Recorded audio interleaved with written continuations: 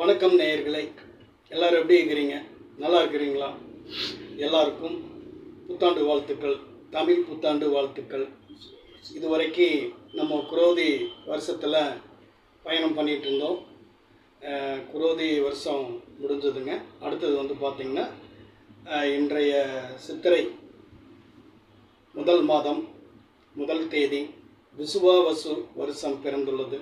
இந்த விசுவாவசு வருஷத்தில் எல்லா மக்களும் நன்றாக வாழ வேண்டும் என்று சித்திர புத்தரனை வணங்கி, எல்லா தெய்வங்களையும் வணங்கி, மகா பெரியவா ஆதி சங்கராச்சாரியரையும் வணங்கி, அகிலாண்ட கோடி பிரம்மாண்ட நாயகி அங்காளி பரமேஸ்வரி தாயை வணங்கி, அடியேன் இதுவரைக்கும் பார்த்திங்கன்னா உங்களுடைய ஜென்ம நட்சத்திரத்துக்கு எந்த கோயிலுக்கு போகலாம், எந்த கோயிலுக்கு போனால் நமக்கு நல்லது நடக்கும் அப்படிங்கிற அடிப்படையில் உங்களுக்கு நட்சத்திர கோயில்கள், நட்சத்திர பரிகார கோயில்களை ஒரு சிறு பதிவாக அடியேன் பதிவு பண்ணிகிட்ருக்கிறேன்.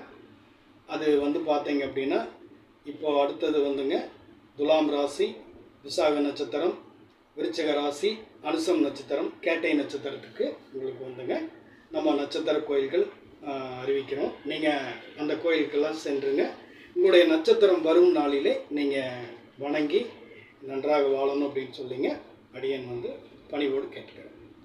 இப்போ பார்த்தீங்கன்னா விசாக நட்சத்திரம் துலாம் ராசி, அதே சமயம் விசாக நட்சத்திரம் விருச்சிக ராசி, ரெண்டு ராசிக்குமே இதில் பார்த்தீங்கன்னா விசாக நட்சத்திரம் இருக்குது. அந்த நட்சத்திரத்தில் பிறந்த ஜாதகர்கள் இந்த விசாக நட்சத்திரத்துக்கு உண்டான நட்சத்திர கோயிலுக்கு நட்சத்திரம் வரும் நாளில் நீங்கள் போயிட்டு வாங்க, நீங்கள் நல்லா இருப்பீங்க.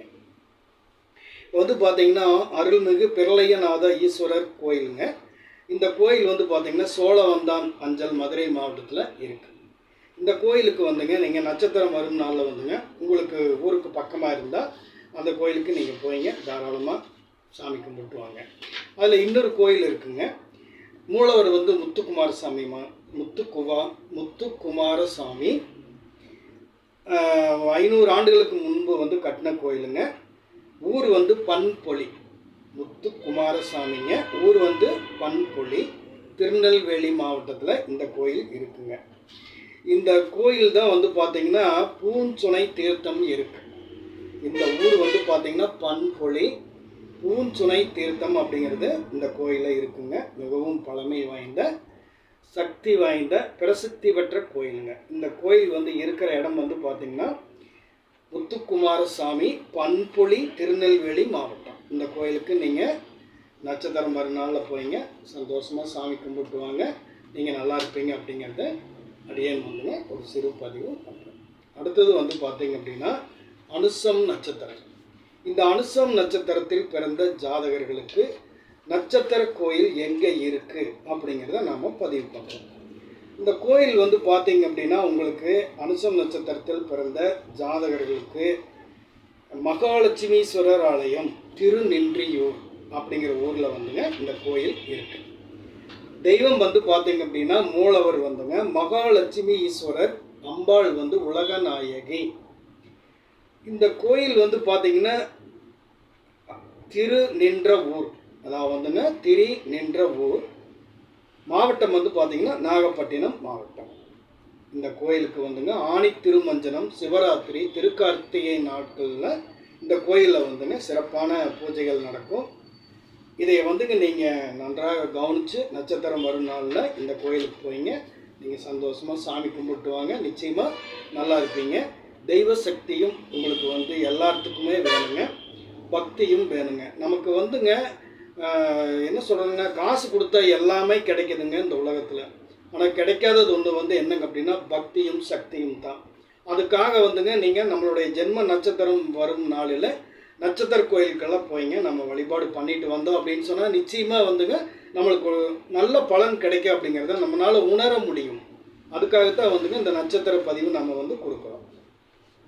அதனால் நீங்கள் தயவு செய்து நட்சத்திரம் வரும் நாளில் நீங்கள் வழிபாடு பண்ணுங்கள், நிச்சயமாக நல்லா இருப்பீங்க. இப்போ கேட்டை நட்சத்திரத்தில் பிறந்தவங்களுக்கு நாம் ஒரு சின்ன பதிவு போடுறோம். இந்த கேட்டை நட்சத்திரம் பார்த்தீங்கன்னா அதிகபட்சம் உங்களுக்கு எல்லாருக்குமே தெரிந்த கோயில் தான் அங்காள பரமேஸ்வரி கோயிலுங்க. பல்லடம் திருப்பூர் மாவட்டத்துக்கு பக்கத்தில் இருக்குங்க. அங்காள பரமேஸ்வரி கோயிலுங்க. பல்லடத்தில் வந்துங்க இந்த கோயில் இருக்குது. கேட்டை நட்சத்திரம் வரும் நாளில் நீங்கள் வந்துங்க இந்த கோயிலில் வந்து வழிபாடு பண்ணிட்டு போங்க.